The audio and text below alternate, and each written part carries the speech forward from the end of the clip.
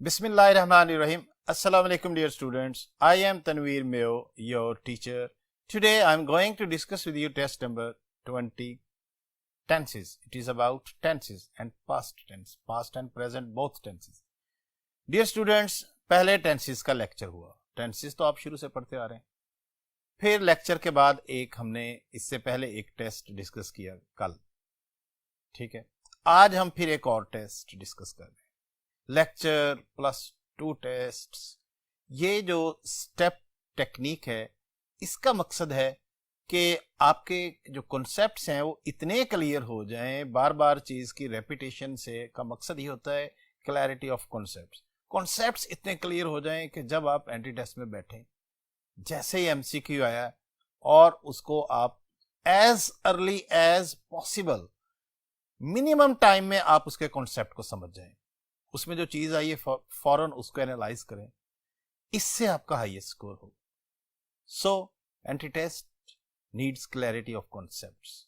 You can gain maximum marks. हमारा मकसद भी यही है. ठीक है, तो आज मैं उम्मीद करता हूं कि ये टेंसेस का दूसरा टेस्ट है. आज आपके सारे एमसीक्यूज ठीक निकलने चाहिए. तो let's see how have you done today. Let's move to the board.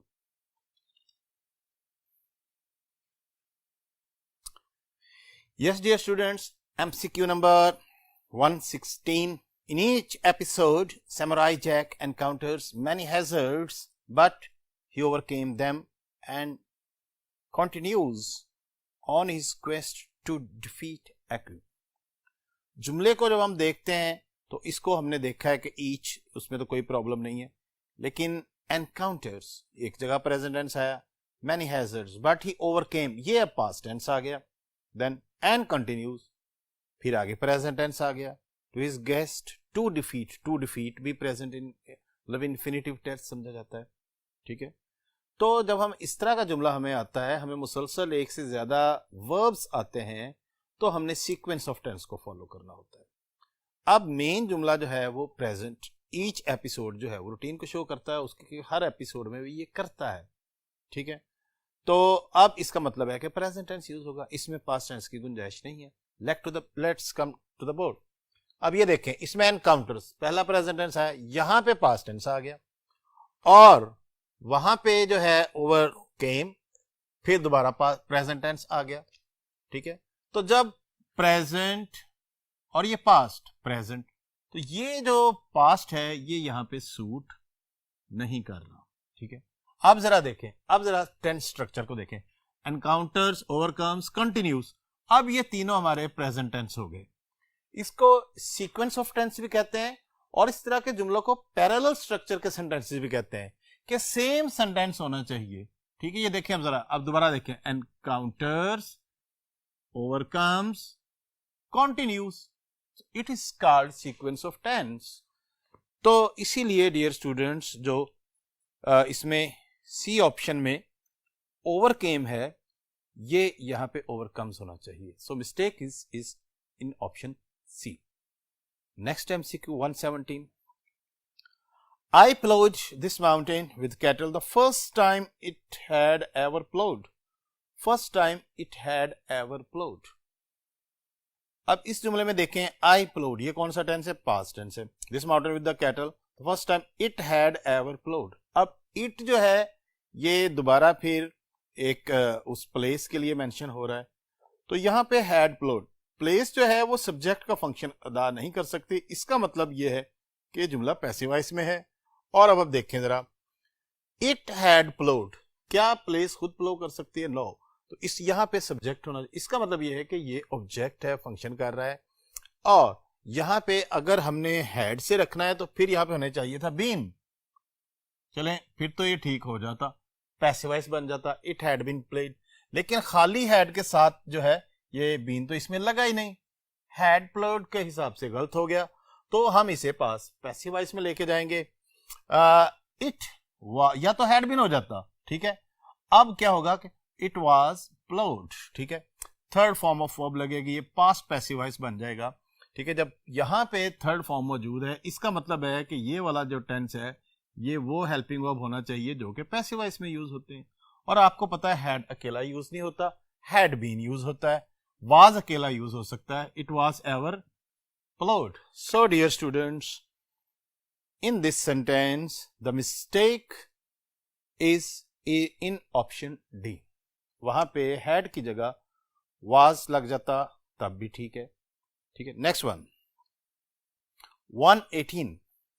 I saw a very nice jacket in Frankfurt at the weekend, but I didn't have enough money with me, so I haven't buy.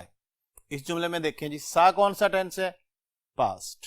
उसके बाद didn't have, ये भी past है, did plus first form negative sentence है. आगे I have present tense आ गया. Look at the board. ये देखें, सा past tense, didn't have past tense, have ये प्रेजेंट टेंस आ गया. ठीक है, अब एक जुमला पास्ट में चल रहा है, यहां पे प्रेजेंट टेंस की गुंजाइश नहीं है, यहां पे भी पास्ट टेंस ही होना चाहिए. और क्योंकि ये जुमला फिर जान जाएगा past plus past. Sequence of tense में जब एक जुमला पास्ट में आ जाए, जुमले का एक हिस्सा पास्ट में आ जाए, तो दूसरा भी पास्ट टेंस में होता है. तो इस लिहाज से अब जरा देखें, सा हो जाएगा, डिडंट हैव आगे जो है weekend but I didn't have, वो तो ठीक है बनी. लेकिन एंड पे जो डी में उसने लिखा है आई हैवंट बाय, यहां पे हैवंट की जगह डिडंट हो जाएगा. तो ये पास्ट पास्ट पास्ट, हमारा जो सीक्वेंस ऑफ टेंस है वो एग्जैक्ट हो जाएगा जो हमें चाहिए. So dear students, option D गलत है. यहां पे प्रेजेंट टेंस नहीं होना चाहिए था, यहां पे भी पास्ट टेंस डिडंट होना चाहिए था. Next one, meats were preserving by salting and drying and by freezing when the weather was cold enough. इसमें ऑप्शन ए में देखें जरा, मीट्स वर प्रिजर्विंग, गोश्त प्रिजर्व, क्या कोई ऑब्जेक्ट कोई चीज अपने आप को प्रिजर्व कर सकती है? नो. यहां पे कोई सब्जेक्ट जो एजेंट डूअर ऑफ एक्शन है वो होना चाहिए. मसलन पर्सन्स, पीपल कैन, थ्रिफ्टी हाउसवाइफ्स प्रिजर्व, याद है जुमला. सो मीट्स वर प्रिजर्विंग, इसका मतलब ये है कि जुमले में मिस्टेक है. वाजवर जो है ऑब्जेक्ट को उसने एज अ सब्जेक्ट फंक्शन करा रहा है, दैट इज रॉन्ग. जुमला पैसिव वॉइस में होना चाहिए और करेक्ट टेंस में होना चाहिए. बाय ड्राइंग एंड फ्रीजिंग, ये कि ड्राइंग एंड फ्रीजिंग, अच्छा मैं पैरेलल की बात कर रहा था, ड्राइंग एंड फ्रीजिंग ये भी पैरेलल स्ट्रक्चर एक जैसे. When the weather was cold enough. अब इसमें ए ऑप्शन में आपको क्लियरली नजर आ रहा है कि ये टेंस गलत हुआ है. मीट्स प्लूरल यूज हुआ है, डिफरेंट किस्म के मीट्स के लिए हम मीट्स यूज कर सकते हैं. वर प्रिजर्विंग गलत हो गया. अब जब हम पैसिव वॉइस में जाते हैं तो आपको पता है कि जब ऑब्जेक्ट आ जाए तो हेल्पिंग वर्ब होता है जो भी उस टेंस का है, plus third form of verb. तो मीट्स वर, यहां पे आईएनजी फॉर्म नहीं पैसिव वॉइस में लगती. ठीक है, क्योंकि पैसिव वॉइस अगर हो तो हम बीइंग के साथ ऐड करते हैं, पैसिव वॉइस में सिर्फ और सिर्फ थर्ड फॉर्म यूज होती है. सो मीट्स वर प्रिजर्व्ड, इस तरह से ये पास्ट पैसिव वॉइस का स्ट्रक्चर बना, object helping verb third form was were के साथ. So dear students, problem is in option A, that is wrong. Meats were preserved होना चाहिए था, बाकी सब ठीक है, बी सी और डी में कोई प्रॉब्लम नहीं है. Next one 120. I am talking to you for the past half an hour, but you are not responding. देखें जरा जुमले को, I am talking आ गया, to you for आ गया. जब since for आ जाए तो continuity of action होता है. इसमें perfect और perfect continuous tenses यूज होते हैं. but you are, जुमले में कंट्रास्ट सिग्नल यूज हो रहा है, but जो है वो यहां पे इसकी ठीक है, इसकी placement. but you are not responding, आगे नॉट रिस्पॉन्डिंग भी टेंस में कोई प्रॉब्लम नहीं है. तो इसमें प्रॉब्लम यह है, I am talking to you. जरा देखें जरा, आई एम टॉकिंग, जहां पे सिंस फॉर आ जाए, जहां पे भी सिंस फॉर आ जाए वहां हम परफेक्ट या परफेक्ट कॉन्टिन्यूस टेंसेस में जाते हैं, सिंपल कॉन्टिन्यूस टेंसेस में नहीं जाते. तो यहां पे फिर क्या हो जाएगा, I have been talking to you. Is it clear? ये यूज होगा. अब ये परफेक्ट पैसिव वॉइस बन गया क्योंकि इस फॉर की वजह से अब हम सिंपल कॉन्टिन्यूस को नहीं रख सकते. I have been talking to you for the past half an hour but you are not responding. और क्यों हमने प्रेजेंट परफेक्ट यहां पे लगाया? क्योंकि जुमले में जो एक और आर है जिसको अंडरलाइन नहीं किया गया, जो कि उसने फिक्स कर दिया है, हमें गाइड कर दिया कि जनाब इसमें प्रेजेंट टेंस यूज करें.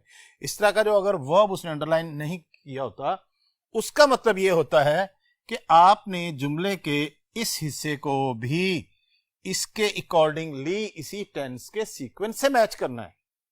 Is it clear? तो जब हम यहां पे आते हैं तो फिर हम इसमें आई हैव बीन, हमें पास प्रेजेंट परफेक्ट कॉन्टिन्यूस में आई हैव बीन की ही ऑप्शन है. समझ लग गया जी ये जुमला? मेरा ख्याल है कि लग गया, तो ऑप्शन ए गलत है, वहां पे आई हैव बीन टॉकिंग होना चाहिए था। बाकी एक्सप्लेनेशंस के लिए अगले बोर्ड पे चलते हैं।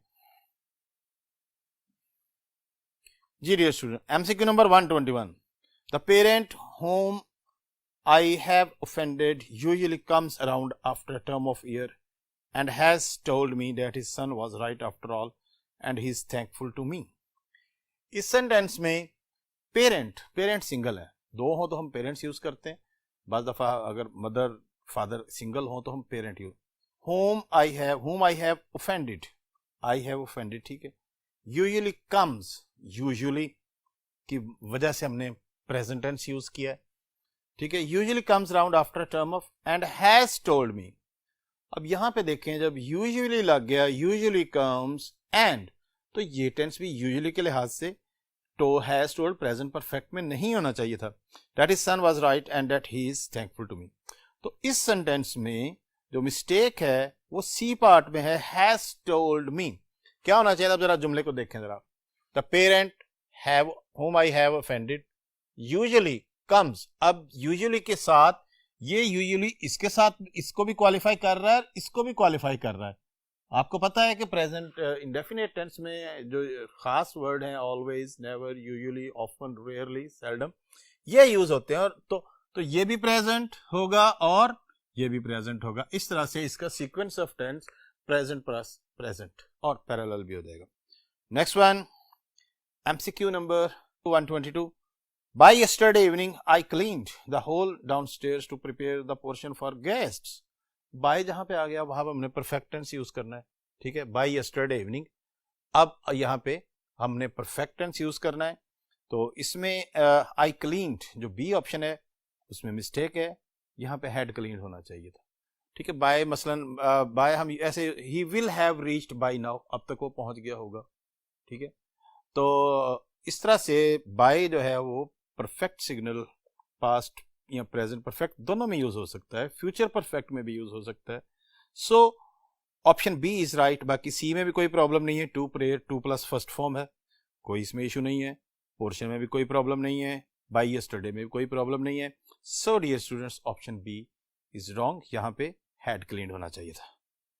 123, people started to tell the story of string to amuse themselves and told it in a manner of soldier who was on a campaign. अब इस जुमले में हम जब देखते हैं, इस जुमले में पीपल स्टार्टेड, पास्ट टेंस आ गया, to tell, to amuse themselves ये इन्फिनिटिव है, एंड टोल्ड ये भी पास्ट टेंस हो गया।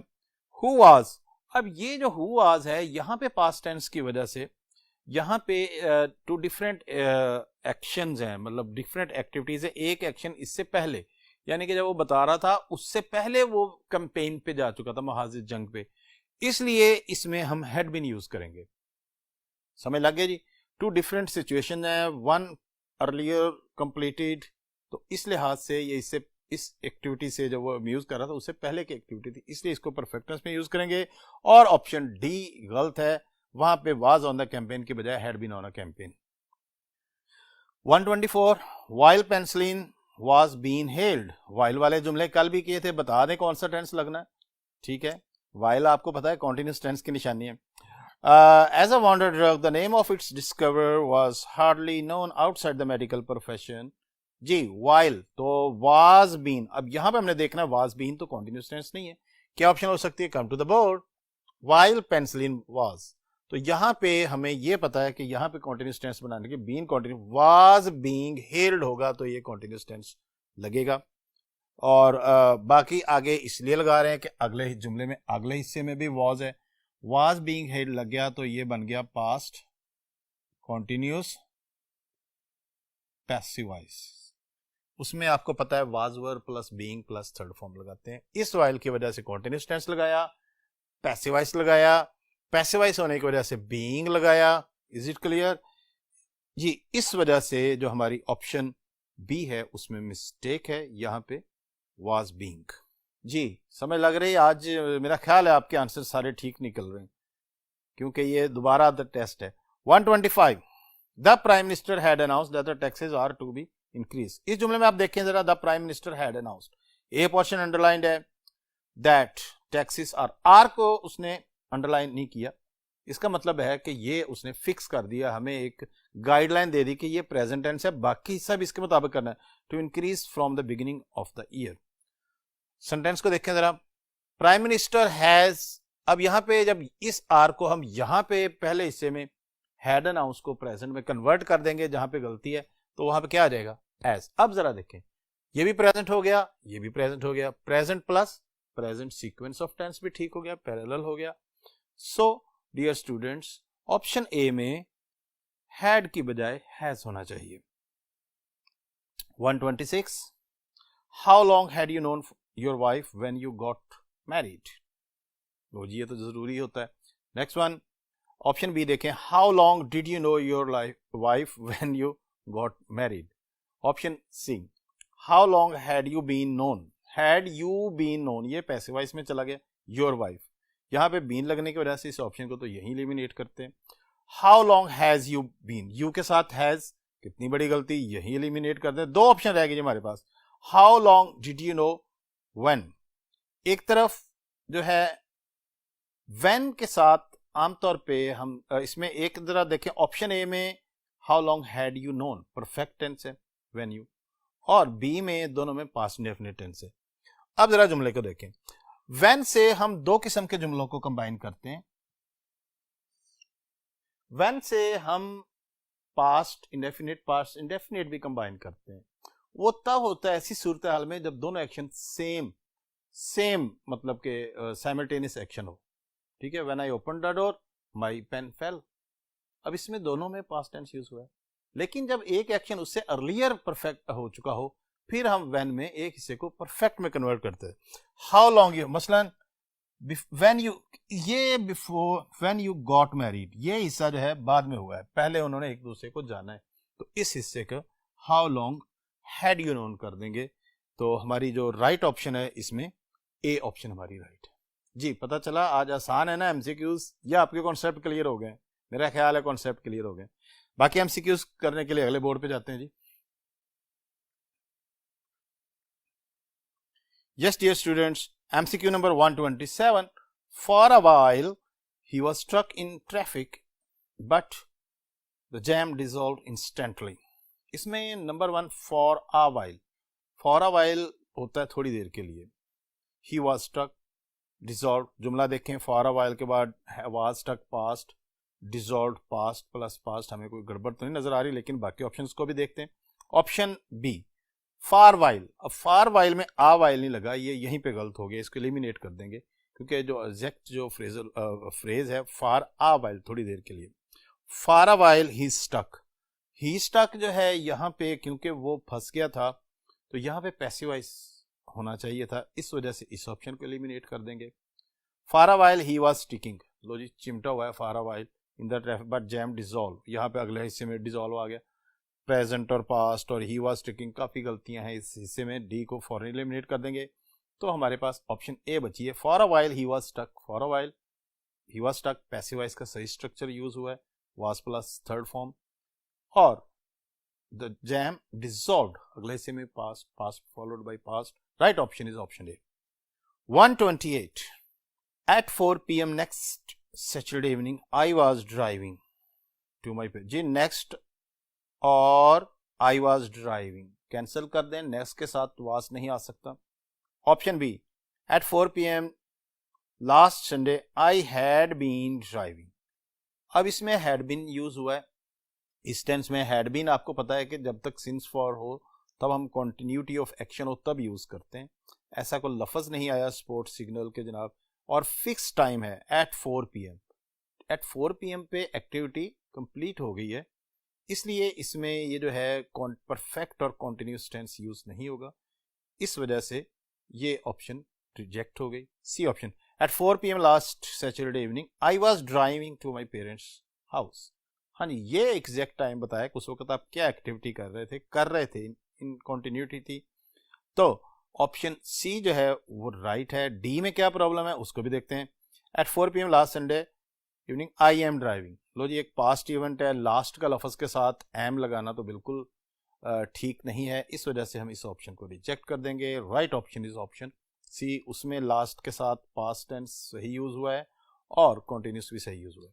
Next 129, the daughter wove tapestries and sons played songs। जी टेक्सचुअल सेंटेंस है, सारा जुमला पास्ट में है। बी को देखते हैं, द डॉटर वीविंग टेप्स्ट्रीज। जी वीविंग, अब आईएनजी फॉर्म लगाएं और हेल्पिंग वर्ब ना लगाएं तो ऐसे जुमले को तो यही रिजेक्ट कर देना चाहिए जब सब्जेक्ट भी दिया हुआ है द डॉटर वीविंग। इसी तरह से सी ऑप्शन में भी उसने यही गलती की है, the daughter weaving tapestries and sons playing. इसमें प्लेइंग भी दोनों ही continuous tense without any helping verb, reject both B and C. D option, the daughter wove tapestry and sons play, इसमें प्रेजेंट और पास्ट का कॉम्बिनेशन आ गया है। तो डियर स्टूडेंट्स, इसमें जो है द डॉटर्स वोव टेप्स्ट्रीज, हमने सीक्वेंस ऑफ टेंस जब पास्ट टेंस में आते हैं तो past is followed by past. ये देखें जरा, वोव पास्ट टेंस है और प्लेड ये भी पास्ट टेंस है, past followed by past. Is it clear? So sequence of tense is correct, that is why our option A is right. उसमें सही सीक्वेंस ऑफ टेंस को पास्ट इंडेफिनिट को use किया गया। 130, the Johnsons had moved 3 times in the past year। Option B, the Johnsons have moved 3 times in the next। लो जी, have और next का कॉम्बिनेशन गलत हो गया, इस ऑप्शन को तो यही एलिमिनेट करें, बाकियों को गौर करते हैं। The Johnsons have, अच्छा the Johnsons, ये भी याद रखें, फैमिली नेम्स जब होते हैं तो उनको कैपिटलाइज कर देते हैं और दा लगाते हैं प्लूरल, तो फिर वो फैमिली नेम बन जाता है। The Johnsons have moved 3 times in the past year। Option D, the Johnsons will have moved 3 times in the past, के साथ विल नहीं लगता, तो डियर स्टूडेंट्स बी भी एलिमिनेट होगी। इसमें रॉन्ग वर्ड, जो टेंस का जो कीवर्ड है वो गलत यूज हुआ है, बी और सी रिजेक्ट हो गई। अब हमारे पास ऑप्शन रहेगी ए और सी। तो इसमें हम ए और सी में जब देखते हैं तो उसमें ए में उसने हैड मूव्ड किया, लेकिन जो 3 टाइम्स है इसका मतलब है कि उन्होंने एक्टिविटी को परफेक्ट किया है, कि अभी भी जो है वो हो सकती है, इसलिए इसमें have moved 3 times in the past years. और ऐसा कोई वर्ड नहीं है पास्ट का जैसे व्हेन बिफोर वाला कोई जुमला हो जिसकी वजह से हम पास्ट परफेक्ट और ऑप्शन ए को सिलेक्ट करते। तो टिपिकल प्रेजेंट टेंस है, हम इसमें ऑप्शन सी को टिक करेंगे। Next one 131, it sure had made for Jim and for no one else. It sure, ये तो यहीं कर लेंगे, हैड मेड, श्योर का तो एडवर्ब होना चाहिए था, एलवाई होना चाहिए था। It surely had been making, had been making. It जो है वो ऑब्जेक्ट है, तो या तो सब्जेक्ट होता तो इस ऑप्शन को आगे चलाते, इसको भी यहीं एलिमिनेट करते हैं। It surely had been made, अब ये देखें had been plus third form for Jim and no one else. Option D में it surely had been made since, सारा जुमला ठीक है लेकिन सिंस में आके इसमें भी गड़बड़ हो गई। जरा देखें, it surely had been made, तो इसमें ये देखें had been plus third form, ये जो है ये सही पैसिव वॉइस का स्ट्रक्चर है। Is it clear? Past perfect PV, had been plus third form.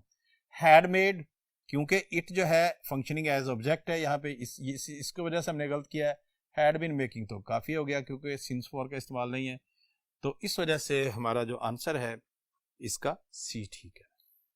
132, option A, where you are coming from. Where से जुमला शुरू हो रहा है, आगे यू आर आ गया तो आर यू होना चाहिए था, इसको यही एलिमिनेट कर दें, क्योंकि इंट्रैगेटिव सेंटेंसेस में जब इंट्रैगेटिव प्रोनाउन लगा हो तो हेल्पिंग वर्ब पहले आता है, आर पहले होना चाहिए था।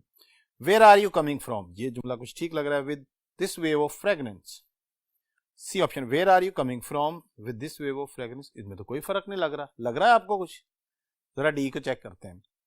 Where have you coming from, where have you coming, अब या तो यहाँ पे वेयर हैव यू कमिंग या तो आर होता तो फिर ठीक था, हैव के साथ तो या तो हैव बीन कमिंग तब भी ठीक था, तो डी ऑप्शन को भी एलिमिनेट कर दें। डी एलिमिनेट हो गई, ए एलिमिनेट हो गई, बी और सी में डिफरेंस क्या है जी, ये बताना आपने। जब जुमले में डिफरेंस ना मिले तो गौर से पढ़ें, देखें जरा, इस तरह से पैरेलल पढ़ना शुरू कर दें एक एक लफ्ज को। वेयर वेयर कॉमे दोनों में है, where are are, you coming from with, इस तरह से पढ़ें, इस तरह एलिमिनेट आपने, जहां फंस गए फिर इस तरह से आपने एलिमिनेट करना ऑप्शन को। विद दिस कोई डिफरेंस आ रहा है, दिस वेव ऑफ फ्रेगनेंस। आगे हम गए हैं तो डिफरेंस नजर आ गया कि जुमले में जो क्वेश्चन मार्क है वो एक में लगा हुआ है, एक में नहीं लगा हुआ। तो जब व्हेन वेयर वाई से जुमला शुरू हो, क्वेश्चन मार्क नहीं होगा, तो पंक्चुएशन तो अब अहम हिस्सा बन चुकी है ना एंटी टेस्ट का। तो डियर स्टूडेंट्स, इस वजह से हमारी सी ऑप्शन एलिमिनेट हो गई और बी ऑप्शन राइट होगी। इस तरह के ऑप्शन से जरा परहेज करना, देखना है carefully. 133, agriculture mechanization being introduced. अब बीइंग इंट्रोड्यूस्ड पैसिव वॉइस बनाया, इज आर लगाने, यही एलिमिनेट कर दें। एग्रीकल्चरल मैकेनाइजेशन इज बीन, इसके साथ बीन नहीं आता क्योंकि इज ही इज की थर्ड फॉर्म तो है ये बीन ऑलरेडी, दोनों वर्ब इकट्ठे नहीं आएंगे, इस वजह से इसको एलिमिनेट करेंगे। काफी गलत जुमला है। Option C, agriculture mechanisation is being introduced with considerable caution. Is being introduced कौन सा टेंस बन गया जी? Present continuous passive voice. D में देखें, agriculture mechanisation has being, has being के साथ बीइंग नहीं लगता, इंट्रोड्यूस्ड विद कंसिडरेबल कॉशन। तो हमारी ऑप्शन सी ठीक है। क्यों ठीक है? इसमें इज बीइंग इंट्रोड्यूस्ड, ठीक है, इस लिहाज से ये देखें, is plus being plus third form, ठीक है, ये कौन सा बन गया? प्रेजेंट कॉन्टिन्यूस पैसिव वॉइस, ठीक है, क्योंकि इज है, बीइंग है और थर्ड फॉर्म है, इसीलिए हमारी जो ऑप्शन सी है वो बिल्कुल एग्जैक्ट है।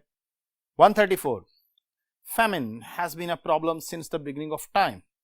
famine has been, जी आप बी को देखें, famine have been, famine singular है, have been वाली जो ऑप्शन है, ठीक है, बिल्कुल यहां से इसको एलिमिनेट कर देंगे।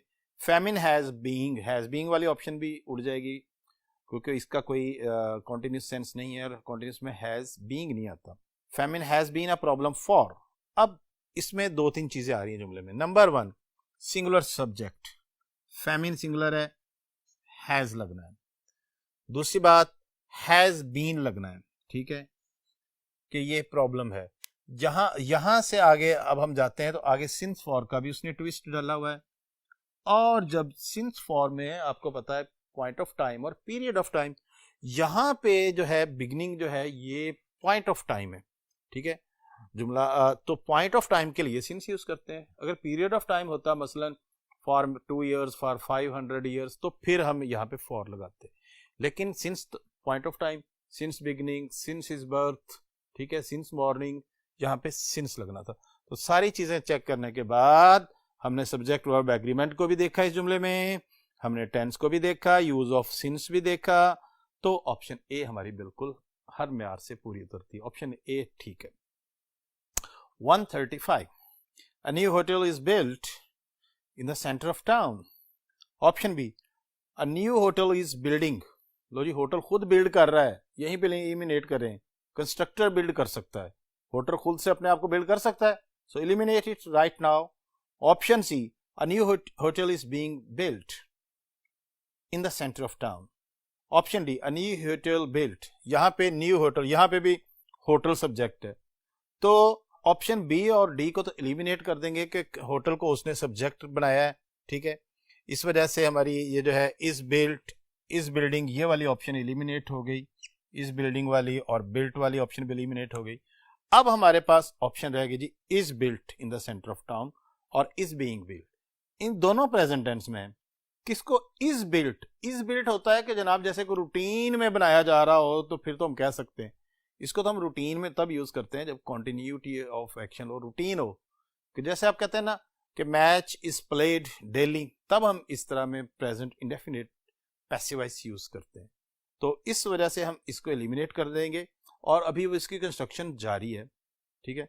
A new hotel is being built in the centre of town, इस वजह से हम अपनी ऑप्शन सी को टिक करेंगे, ये राइट आंसर है, क्योंकि इसमें देखें जरा, ये देखें ऑब्जेक्ट आ गया इज एम आर आ गया, ठीक है, फिर बीइंग आ गया, थर्ड फॉर्म आ गई, तो ये सारा कुछ जो है प्रेजेंट कॉन्टिन्यूस पैसिव वॉइस में ये फॉर्मूला यूज होता है कि object is are being and third form of verb, यानी कि पास्ट पार्टिसिपल।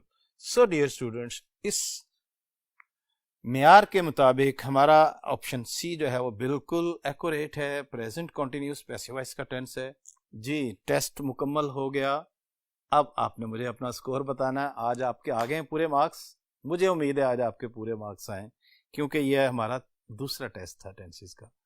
जी डियर स्टूडेंट्स, इसी तरह फुल मार्क्स हासिल करते रहें और फिर इंशाल्लाह wish you best of luck. अल्लाह हाफिज़।